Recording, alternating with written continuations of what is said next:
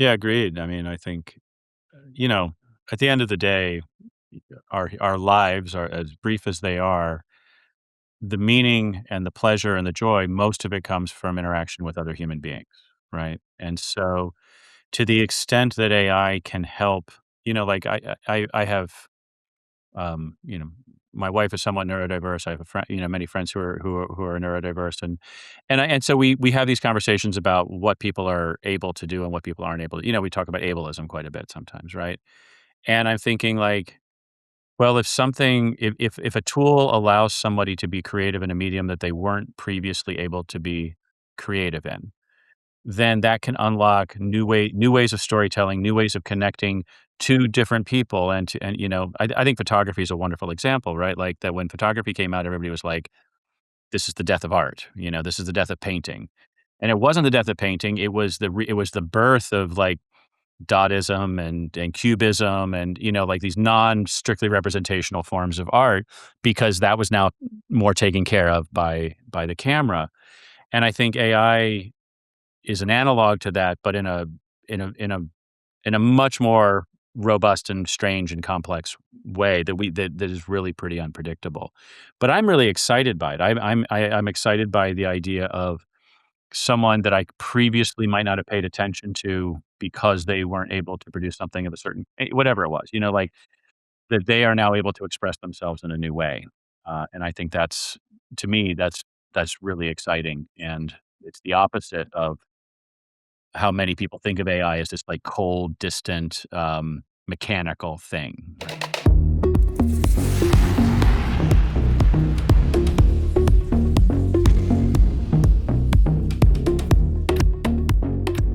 Welcome, everybody, back to the Full Battery Media podcast. I'm your host, Sean Trace, and I have an awesome guest with me today. Would you like to tell people who you are and a little bit about what you do? Sure. I'm Bob Gower. I've done so many things in my career. I am currently the founder of Splendid Torch, and we are a consulting collective focusing on AI adoption, but we do it from a human and systems perspective rather than from a technology perspective. I can give you a lot more on my history. It's too varied. I don't know what to focus on, but that's enough for now, maybe. I love it, man. Well, it's interesting because you've done a lot of different stuff, which is what was really fascinating to me when I was like digging into your history. You studied in Asia, you studied Zen and martial arts in Japan, which is for me is pretty rad. I also studied martial arts for a long time, and I am currently in Asia because of my love of Eastern philosophy brought me here. I'm actually based in Vietnam right now. I've been here over 20 some odd years, on and off. But like I studied Japanese style jiu-jitsu, which is very Okay. similar to judo. And Hmm. and then I always wanted to go to Japan. It was like the goal was to go to Japan. But then I was going to teach English after university, and that was going to be my way to get in. But my friend said, "Oh, you're a dual national. I can get you into a great school in Vietnam if you want to go there." And I was like, "I don't know much about Vietnam, but sounds interesting." And then one thing led to another, and life kind of happened. Yeah. And I'm still here. I married my Amazing. wife, who's a singer, Hmm. and we had a kid, and I started making content and making videos. I went back to LA for a while and got into film before I came back to Vietnam again in 2013, and I've been here since, full time. But what happened in that time was I just started learning to love to share stories, whether Hmm. that be through film or other medium. And that's kind of what brought me here. And I was fascinated by your background because you have just this varied and diverse story.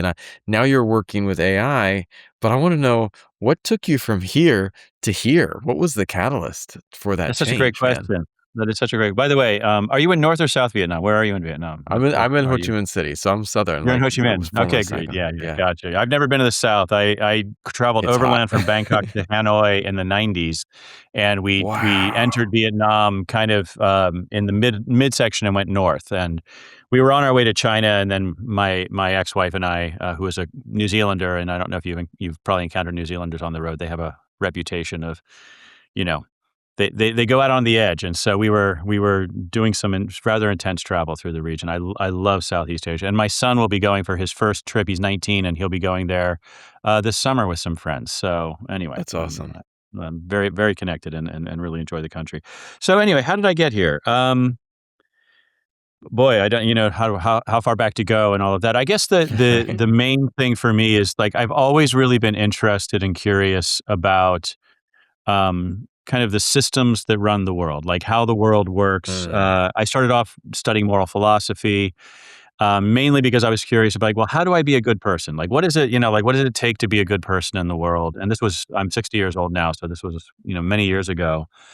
And became really fascinated with certain Asian traditions, with Buddhism, with martial arts, and kind of developing a kind of discipline.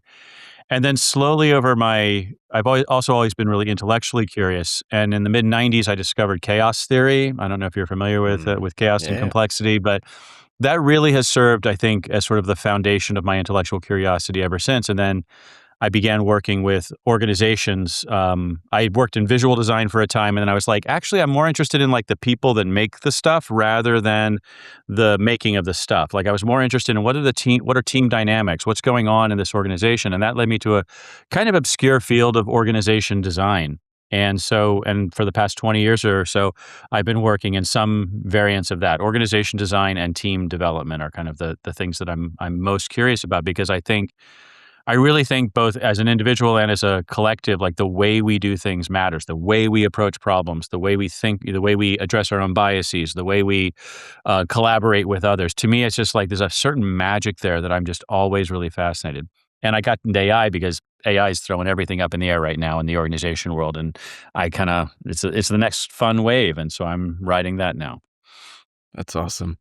Yeah. I'm not gonna lie though, anytime someone says chaos theory, I go straight back to Ian Malcolm with a water drop on the hand. Uh-huh. So, love Yeah. my Jurassic Park references, but I love you can't help it, but, you know, I really interested because, when I was reading up about some of the stuff that you're writing and putting out there, you say AI adoption is an architecture problem, not just a technology problem. If you had to explain that to someone that's a complete idiot like me, how would you phrase that, you know? Yeah, I mean, so again, I approach the world as an organization designer, and I approach the world as someone who wants to make systems that work for everyone. I really, I like working with teams of diverse people. I like making sure that everybody feels appreciated and everybody feels included. And when we talk about AI, also about my MBA, I have an MBA that focuses on sustainability. That was about 20 years ago, and so resource use and all of this stuff is very interesting to me. And I think when we talk about AI, it's very easy to talk about it as a environmental problem, which are real. Like I'm not going to diminish, downplay the energy and the water and the various things that go into it. And then also people are very concerned about jobs. They're like, I'm going to get replaced. But I'm a little bit of a student of history, and when I look back over the way other technical adoptions have disrupted the world, things like the shipping container, things like robotics, things like even like something as simple as the UPC code, all of these things um, get adopted. Everybody kind of has to play with them and has to use them. But the people who win are the people who really adapt how their organization operates towards the UPC code, towards the new innovation. So Toyota won robotics over like American manufacturing by inventing lean manufacturing. The UPC code, Walmart, for better or for worse, won the UPC code game because they reinvented how they managed vendors, how they managed their inventory. Whereas other groups, other big retailers like Kmart, who no longer exist really, just adopted it as like a little bit of an efficiency play. So what I'm always curious about is as a new wave of technology enters an organization or as a new wave of even like social change or political change, right? External system change, as those begin to impact individual organizations, I'm always looking for the opportunity to change how we do things. What gets unlocked by that? And AI, frankly, I don't know how much you played with it, but like I've been working with it in various, ways for about 3 years and like many people, we've been through many, many waves of it. It is the most revolutionary technology I've ever worked, and I don't wanna sound like a techno optimist because 'cause I'm not necessarily of that camp, but I think it unlocks I think things can get really interesting and weird. I think there's some really powerful things that we can do with AI that will help us reinvent how organizations work and hopefully do so along better lines. I love, we're using it a ton in my business, and I'm Mhm. using it a ton for my wife. I'm using it in different areas, and it's like Yeah. there's different ways to do it. But one of the things that I find is that it's allowing us to iterate faster, but also allowing us to my wife and I use it for music. We are creating this hybrid system where we will have a human songwriter, and then what we do is like I would have, the challenges of my wife is a singer. We would go to a music producer and I would have 5 samples. I want the song to sound like this. And here's the raw lyrics, and this is what I want you to make it sound like. There's Yeah. 500 ways to do that, you know? And but then we take an AI music generation, we plug our song in, we plug our melody in, and we then say, can you do it with this and this inspiration? And we, boom, try it out. Not quite what we're looking for. Let's change our prompt. Boom, try it out again. Wow, how about more French horns? Like, boom, do it again. And then suddenly we have this song that was very human and written, and then we use AI to kind of express the way we want it to come. And then we go back to a producer, a music producer going, this is what we're looking for. Can you help us kind of create some of that human touch to it? We've got all these things. And then that person's like, let me find a human guitarist. And we can use the AI pieces that are really great. And we create this new synthesis versus if I had to do that all manually before, it would have been A, extremely expensive, and B, extremely challenging to really get the vision of what we want. And now we're able to do it, and I'm just fascinated by the ability for AI to open doors that had never been able to be opened by people. And that's one of the things that I'm fascinated by. One of the things too is like anytime I start getting people, I'm a bit of I love to look for a brighter future and hope that Mhm. things are not gonna go full Terminator. But Yeah. when my mom tells the story of my great grandma, who was around the time that the car came around, and they got the first family car in the 1910, like 19 like the teens, and she tells this story about grandma getting in the car and they were going over 20 miles an hour and grandma dove out of the car at 20 miles an hour because she was afraid they were going to all die at some high speed thing. And it's like, if you think back to before cars, what were some of the most common jobs in America? Why are so many people named Smith? You have blacksmiths that were doing horseshoes. You have farriers. It was like us going around and seeing a auto mechanic shop all over. There were farriers everywhere. There was this whole ecosystem that was built up. And I tell people, I love this example. You go back to someone from that time and they're like, oh, all of the farriers are going to disappear. You know, hey, I've got this thing to tell you about. What is that? It's called a drive-through car wash. You don't know about it yet, but it's gonna be a thing. Auto detailing, custom sound systems in a car. What is that? There's a whole world that's waiting to be opened for us, but we just can't even conceptualize it because it's beyond our ability to conceptualize. Yeah. Yeah. Yeah, I mean, that your experience really resonates with me quite a bit. Yeah, like, I use it I think people and again, I'm not a techno optimist. I'm not saying, like, AI is gonna save us all. I'm definitely not in that camp, and I think the people who would criticize AI, who just say, "We just have to resist it and fight it." One, I hate to say it, but the system of the world is probably not going to allow it not to come. I mean, I think we need more regulation. I think we need to be thoughtful about it. 100%. And, 100%, but we're not going, the genie is not going back in the bottle. So now No. that the genie is out of the bottle, what are we going to do with it? And I began using it in writing probably 2 years ago. Yeah. Writing is like a lot of how I spend my time and what I enjoy. And what I found is that similar to your experience with music, is that it allows me to iterate very, very quickly an Yeah, idea. So, and I'll just be out walking. I do a lot of voice notes to myself now with just messages on the phone, and 100% I will same. just I'll just yeah, and so I'll just, like, start talking, be like, "I'm really thinking about, like, this example from this one thing," like, I was thinking about recently about the story of, actually the end of the Vietnam War, how, I don't know if you know the Pentagon Papers, when they were released, um, this guy Daniel Ellsberg is the guy who released them. He had a conversation with my favorite poet, Gary Snyder, who was living in Japan at the time. It's kind of how I ended up living in Japan, was following in his footsteps. But they just ran into each other in a bar in Japan in 1960, and they had this conversation that sort of stayed in Ellsberg's head. And then 10 years later, it sort of led to him. It sort of like reformatted and led to him. So this one conversation can like potentially, contributed to the end of a war, right? Like to me, Yeah. I'm always like sort of fascinated by these. I think about like nonlinear. To go back to chaos theory, nonlinear dynamics inside complex systems, right? And so I'm very humbled by all of this because I'm like, I don't know. Anyway, I'm sorry.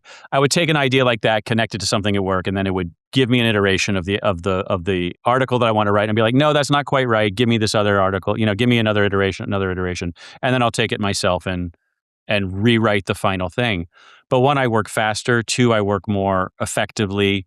Um, and three, I think it often will feed back things to me that I was thinking but and feeling, but I couldn't quite articulate. I lacked the skill. I mean, I've been a writer for 30, 40 years, right? I lacked the skill to put what I was trying to put into words, and it did it for me in a way that I immediately recognized and I resonated with. And I'm like, it's making me a better writer, a better thinker. It doesn't do that for everybody, obviously. It Yeah. depends on how you use it, but it's deeply revolutionary. And I always say this to people, I think things are going to get kind of weird. I think AI is really opening up some possibilities, and it's going to make many things that we can't see yet. Yeah. I use Yeah. it to challenge me. Mm. And one of the things I love is like I'm dealing with certain different business things. And so I'm asking, I absolutely, after living in Asia, um, one of the books, whether you like it or not, I have in a Game of Thrones type thing and watching the social dynamics of the Vietnamese like media and showbiz. It's straight Uh-huh. up like Game of Thrones, and I tell my wife one of the books that I read ages ago that this reminds me of is, like, 48 Laws of Power, and, Oh, like, yeah. the games and the power dynamics, and so I will find different books, and then I'll start, like, asking it I'll do voice memos of, like, "This is something that I'm dealing with. How could Uh-huh. this apply to this?" And whether it be Uh-huh. that book, whether it be Sun Tzu's The Art of War. I just go through the book of the week and sit there and start breaking apart chapters and using it to quiz me on how some of the things in my current reality and work and life are interacting with these things. And I Yeah. think, again, the tool, it's like a knife. I have a financial podcast where we talk about money and everyone talks about it. Money is a tool. AI is a tool. And I want to ask you this because it leads to my next question. A lot of companies are rushing to use AI now. What do you think most businesses are getting wrong about AI adoption?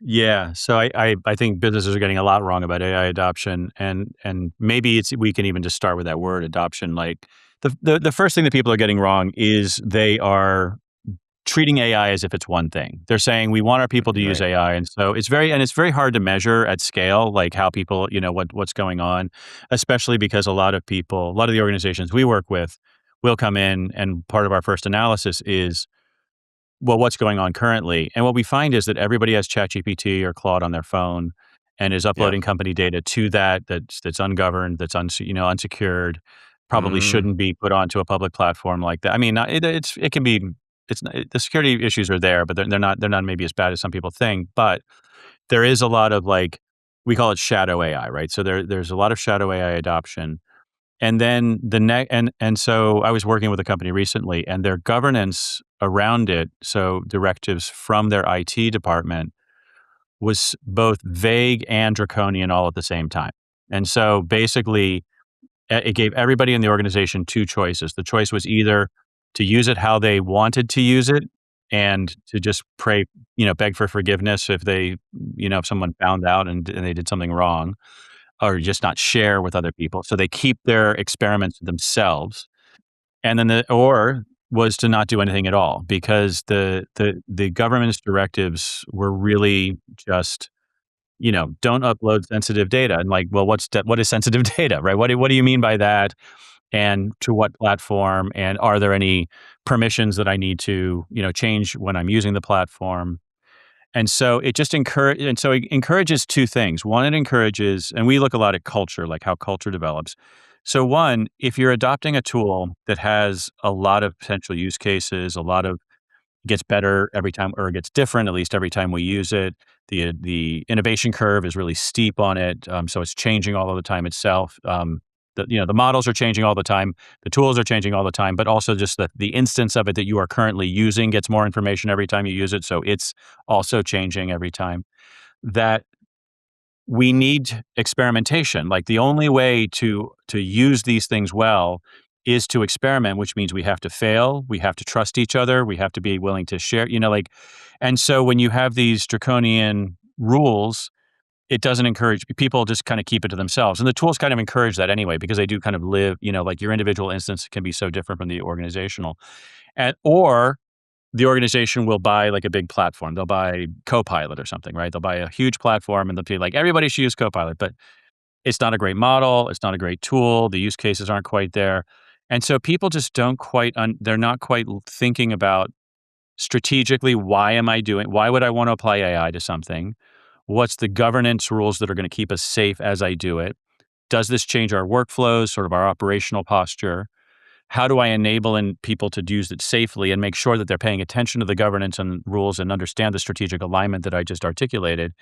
And then the final piece, the thing that we always talk about, because we're very, we see culture as this incredibly central thing to organizational development. Like, if I have a culture where people trust each other and they're creative and it's a culture of experimentation and asking questions and curiosity, it's so much easier to do innovative work in that kind of company. And yet most companies are applying AI either with these draconian messages that are policies that lock it down, or maybe, and potentially worse, they're laying off a bunch of people and they're saying, "Oh, it's because of AI efficiencies." And now everybody is like, now becomes terrified of AI, and the culture gets damaged. I mean, layoffs always hurt culture, and then the culture gets damaged. And I'm not saying we don't need to, like, sometimes trim workforce or something like that, but it's just sort of the narrative and the way we're thinking about it, the way we're talking about it.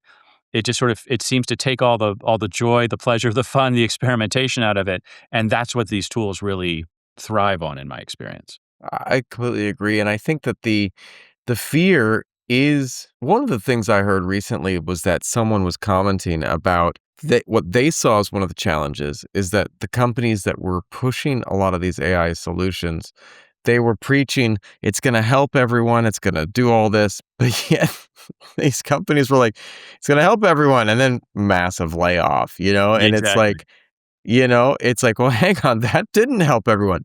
There was a video I watched of Gen Z, and it was at like a university graduation, and then someone's like, and this like lady came on, she's like, "All right, well, we're talking about the future of AI," and the whole class started booing, and it's like, what's going on? And they were like, "Well, it's gonna take our jobs." And it's Yeah. interesting too because I think one of the things that's happening is that the way it's been rolled out has not it's happened at a time that was very tumultuous, and people were like the way the companies rolled it out was done in a way that wasn't necessarily I'm gonna give a different example, okay? Yeah.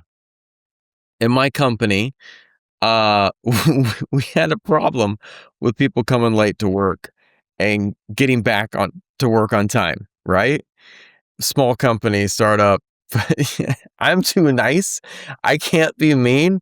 And I'll be like, guys, come on, man. Just step up. Just get to work, you know? And my wife's like, no, you got to be stronger. You got to be, like this. And I was just like, I don't know. And so we had a new HR came in right at the same time that we were rolling out this message about get to work on time and having this new lunchtime, right? it wasn't her fight. She just happened to start at that moment. And there was already this situation that was existing in the wider ecosystem of my business. But this person comes in right at the time when everything stirred up, and they're seen as this catalyst. But reality was the stuff going on was already going on. And I feel like I wonder if some of what's happening with AI is that we're in this really weird time and it's coming in when we are already in a degree of turmoil, if that makes Yeah, sense. I don't know if yeah. I'm off base, but it feels like that to a degree, No, I mean, I think you're right. Like, I mean, certainly the last 10 years have felt, with the pandemic, with what's been going on in the political and economic, like everything feels much less stable. We used to talk, 15 years ago, we used to talk a lot about, we use this acronym VUCA. I don't know if you're familiar with it. It comes from, I think, the Navy SEALs or something, but volatile, uncertain, complex, and ambiguous. So, like, that's the kind of world that they are trained to operate in, right? So it comes out of like special forces, right? And everybody it was very popular in the business world to say like, "Oh, the business world is becoming volatile, uncertain, complex, and ambiguous now, and how do we operate in right? these times?" And now I'm actually hearing people say, "Oh, no, no, that was stable compared to where we are now," right? Like where we are now, we're talking more about chaos than complexity now. And and so yeah, I mean, this is why I think in my company, we think a lot about how to describe what we do because we operate at kind of a strange little nexus, right? We care an awful lot about technology, but we're not technologists. We are operations people. We have some HR folks. We have some organization designers. Our milieu is more engineering the organization rather than engineering the technology. But the two things interact in such an interesting, and dynamic way. And so we sometimes have a challenge for us in our business is to explain what we do, right? Like, explain what our Right? benefit is, right? And so we've been settling a lot on the word around adaptivity or adaptability, right? So your ability to continuously adapt to an unstable world, right? To me is perhaps my thesis is that that's the core capability that most organizations are going to need in order to survive. And it's continuous adaptation. It's not like the examples I gave before of like robotics or the UPC code or whatever. Like those were, you had plateaus. Like you got the Yeah. technology, you adapted to it, and then you got a plateau, then you get and sort of that adoption curve or whatever. I think we're getting this sort of like this innovation curve that's just kind of hockey sticking on us, which means we're just all sort of hanging on for the ride right now. And it also means, to my mind, this is why I think about culture so much because the companies that I know that have real longevity, that really, manage to stick around and do some good for the world are the organizations that take care of the people that work there, where the people feel like I am part of something that I'm proud to be a part of. I am part of something that at least expresses some care for me and I Yeah. care about the mission to some degree, right? That is such a foundational piece. And unfortunately, we're also living in this time where the economic system, and you're, in finance guy, right? The economic system is driving us to more extraction, more, and extracting from people as much as from natural resources. And maybe this is just wishful thinking on my part, but I really, really hope that the winners in this new game are the ones who who invest in culture, who invest in their people, and find a way to care for and find a way to create environments where people actually care for each other and care about each other. And yeah, but I I could be, maybe I may just be too hopeful too.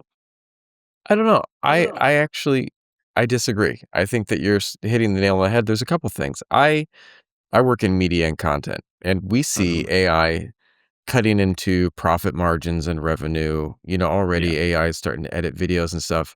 But one of the things that I find, and I'm not doom and gloom. Actually, I am the opposite. I Mhm. feel like it just can help us tell stories better.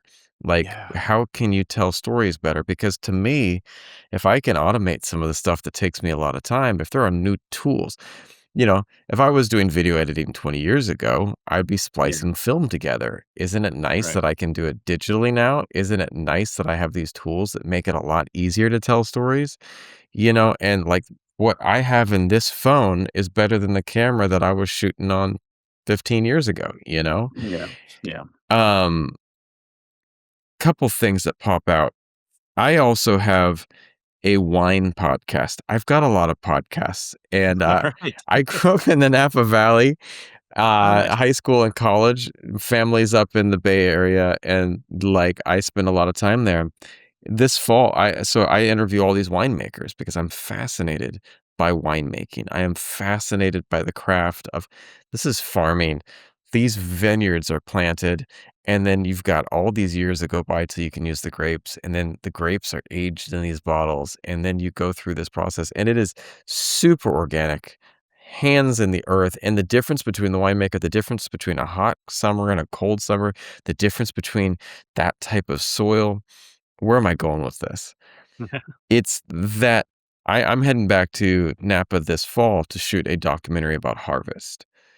And no matter what, I might go this harvest, I might go next harvest. It's always going to be a different story. Now, I'm using AI extensively to help me brainstorm, to think about storylines, to think about plots, to think about my editing workflow, how I can clean things up. I'll take a script after I've shot it, throw it into AI and say, what could I trim to make this tighter? What could I add to this?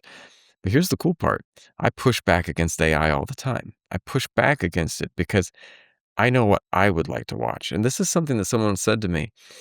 As long as we are still the ones consuming what we are creating, as long as we are still the consumers, there's still going to be a human element in the content. There's still going to be a human element in this, unless we are completely removed from the system.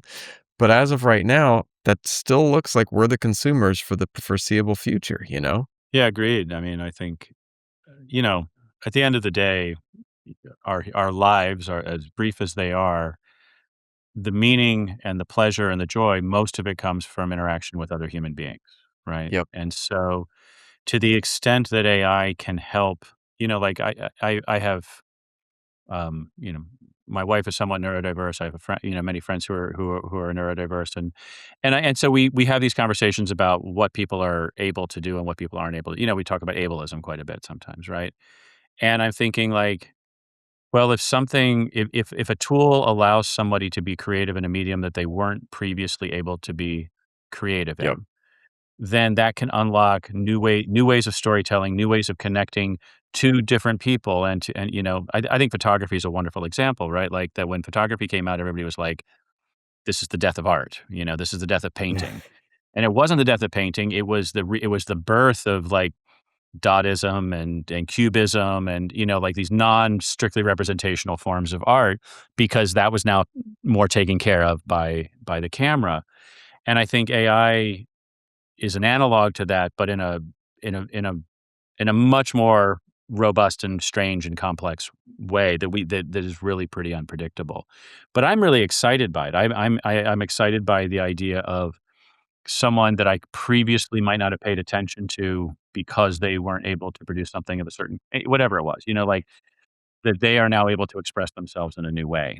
And I think that's to me, that's really exciting. And it's the opposite of how many people think of AI as this like cold, distant, mechanical thing, right?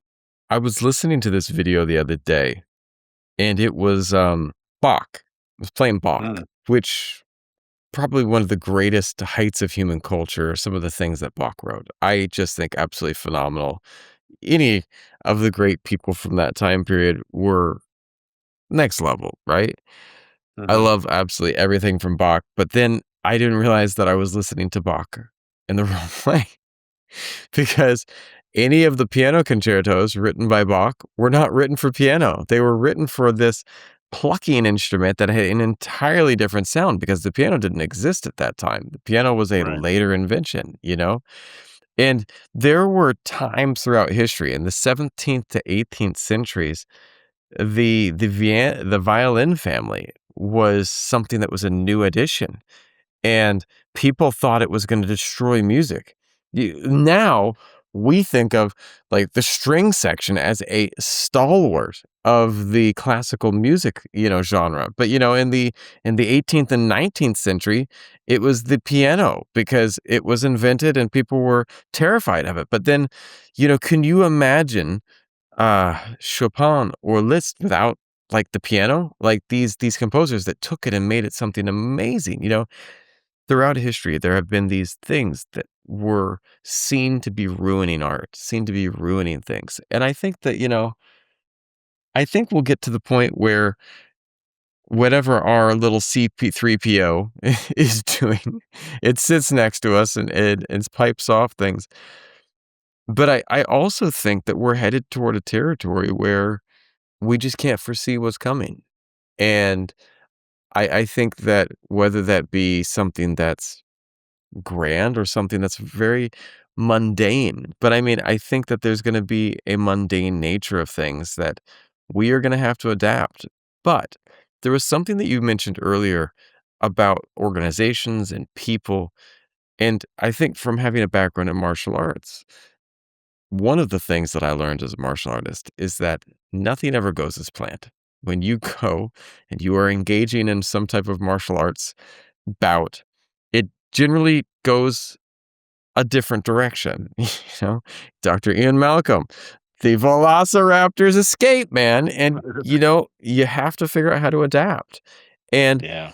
yet it doesn't always have to look terrifying, but it does have to be something that you innovate and you sit there and you go, hey, this is going a different direction. If AI takes over all of the work that my company currently does, then I'll find a way to adapt to that, to be a coach, Yeah. to grow with it, to evolve with that trend. What is a new offering that we can have? I'll have to sit down with my team and go, what could we do instead? What could we do Yeah. to create value in this new world? But man, I Yeah. don't know. I think that we have to adapt, but I think it's mindset. It's going to be Yeah. always mindset throughout human history. It's been our mindset to how do you engage with this new thing? Yeah. Yeah. No, I agree. And I will not disagree at all, really, but I would like, love to hear it disagree. I do think there are always like local winners and losers. And I think that like like a lot of us, I feel fairly confident that I can adapt to the world, right? But I know a lot of, and I've written a couple of books and I know a lot of writers. And when AI was first coming out, like there's, like I'm part of like this class action lawsuit against Anthropic, where I might get a few $1,000 because they ingested our books without permission, right, into their training data. Fun, all right, whatever. And as I was thinking through it, I was like, the books for me are not my livelihood, right? They are something that I write for because I'm interested in them, and they're something that they're kind of a calling card for my work, but they're for me in many ways, it's like the more people who see my stuff or hear my name, the better it is for me, whether or not they paid me a dime. But I know other people who are like, no, royalty and sales, like sales of books is like that is their entire livelihood is built around that. And I hear their concern, and then the systems guy in me, philosopher in me is like, well, ownership of ideas is really a capitalist construct, and like, you know, copyright is only we only really care about it not necessarily from creativity. When if we're just being creative, we might call it we were inspired by somebody else rather than we stole their work.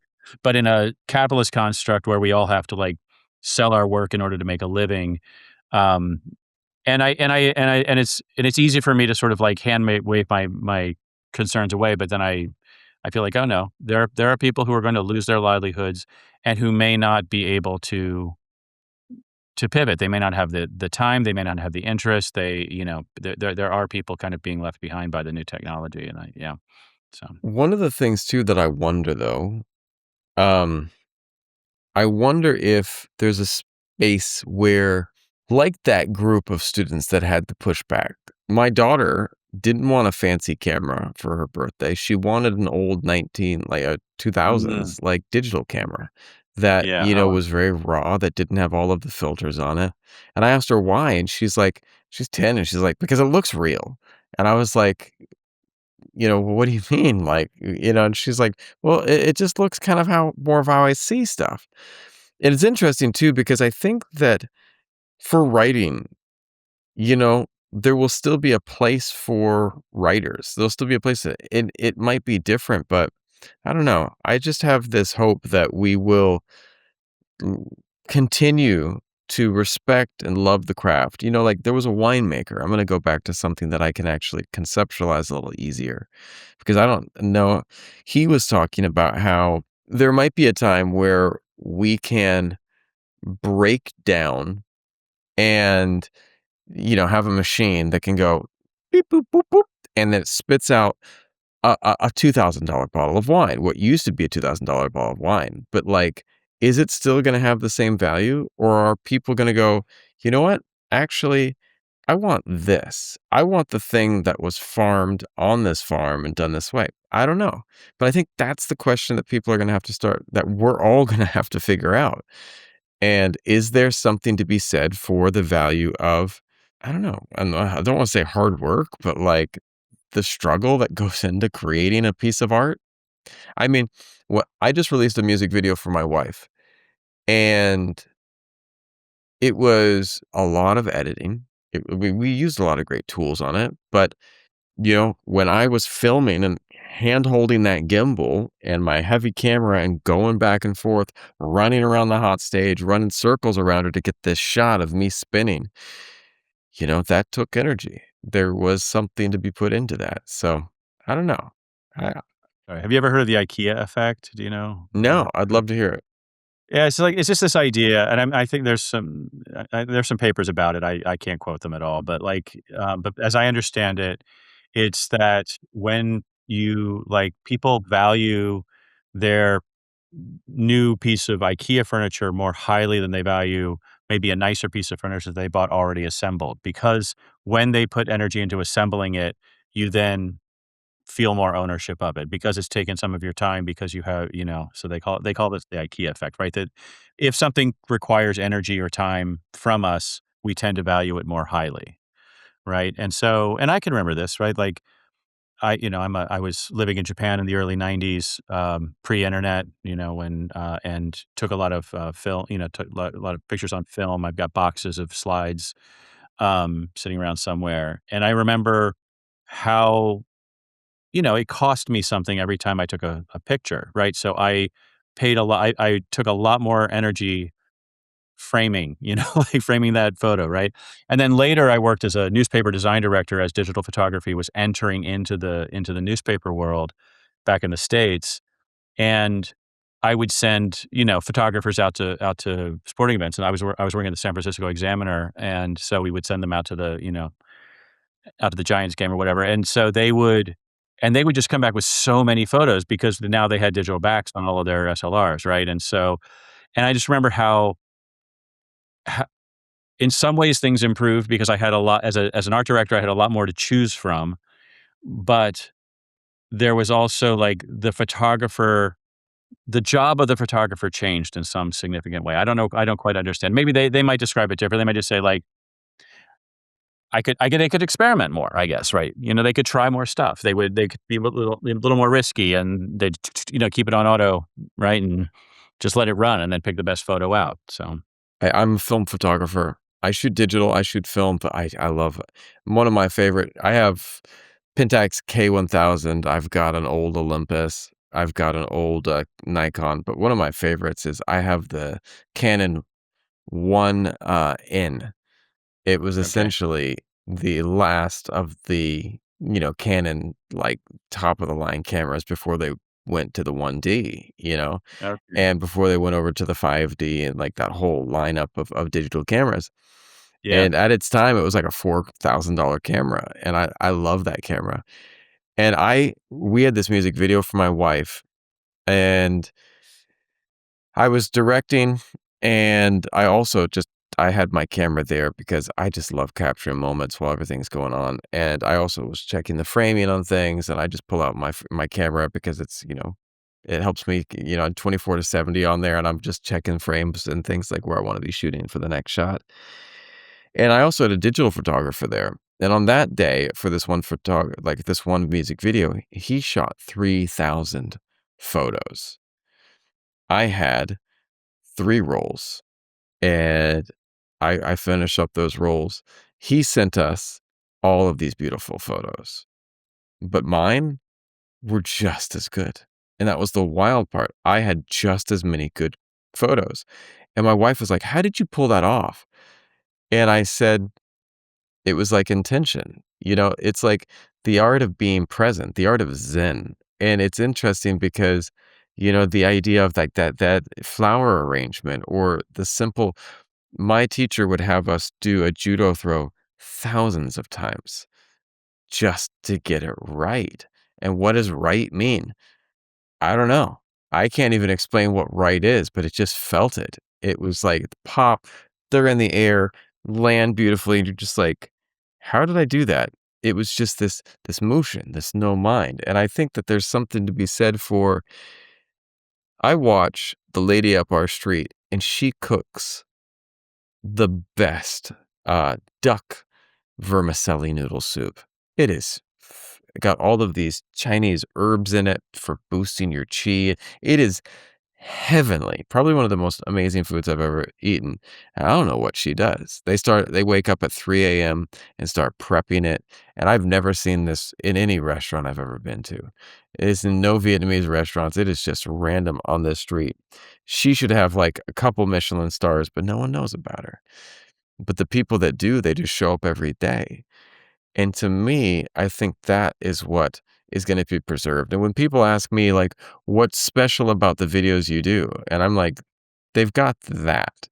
And at least for right now, that thing, that humanity, that heart is still something there. And I mean, I think that AI will get better at that, but I think that there's still something to be said for, I don't know, that slowing down and taking those digital photos or the film photos, you know? Every new wave of technology doesn't completely replace the old wave, right? Like I was a woodworker years ago, and I'm a huge fan of Japanese American woodworker named George Nakashima. I don't know if you know his work at all, but like he makes these beautiful tables, and IKEA makes great useful tables too. But like his tables have that thing. Yeah. His whole thing was he finds a piece of wood and then he lets the wood tell him the shape of the table, right? Like he Yeah. listens to the table, and his wood shop is down in New Hope, Pennsylvania, right over the border here, and like he would like that's just that and I think maybe we can also enter, as new technology. You know how music, like there's no identifiable music from the 2000 teens, like or Right? 2000, like because it feels like all music began to sort of like exist together, like because there's some, my son, I'll hear him listening to, Chet Baker, and then I'll hear him listening to hip hop. Like, and he doesn't really pay attention to what's new, what's modern, what's now, the way I did, when I was growing up in the 70s and 80s, where I was more like, what's the latest thing by this band that I really cared about? And I think he cares about that to a certain degree, but it's more this sort of remixing, kind of thing that's happening, which I'm really fascinated. Are you familiar with Craig Mod? Do you know who he is at all? No. He's American, lives in Japan. I would highly recommend his work. So he's really interesting. He's a bit of a technologist, but he's actually more of a Luddite in a certain way. And he does these experiments. He wrote a wonderful book about he walks around Japan. He does these walking tours of Japan, and he'll do them by himself. He'll also lead them sometimes. But he wrote this beautiful book, where he was just, like, walking around looking for the perfect, pizza toast, which is this thing that they sell in coffee shops in Japan. It's like I've heard it's about like that. it's like a I've heard about post-war that. thing where yeah, it's like, like you have cheese, you have bread, you have tomato sauce, and everybody has their own, like, variation on it. So it's this book called Kissa by Kissa, which is Kissa-ten, which is the Japanese word for coffee shop. Anyway, so he's walking around kind of the Yokohama area, and as he's doing it, he doesn't allow himself to listen to anything. He can take only a couple of pictures a day, and he has a phone that allows him to send SMS out but not receive it back in, and so he's just, like, writing these little journals, and he has a community of people that receive them, and then he comes back and he turns it into a beautiful hand-bound book, like, it's just this sort of, like, interesting mix of, like, technology applied really deliberately in order to enhance the situation, and I think that's kind of and I think if we can kind of like put AI into that context rather than it's going to do our dishes and eliminate labor and all, like, but to me that's a red herring. What I'm more interested in is like, what does it unlock for us, to allow to be more deliberate about? Yeah. That is exactly what I'm talking about. Yeah. Where can people find out more about you and what you do? Splendid Torch is my business's website. We have a good Substack as well. I think if you just search under Splendid Torch, our URL is a little bit weird. It's splendid tor.ch. So it's not, we didn't get a .com, we got a .ch. So just we spell it out that way. So Splendid Torch. Um, yeah, I've taken down my personal website for now. So yeah, just go over to Splendid Torch and it'll kind of direct you everywhere else. You'll be able to find me. Yeah.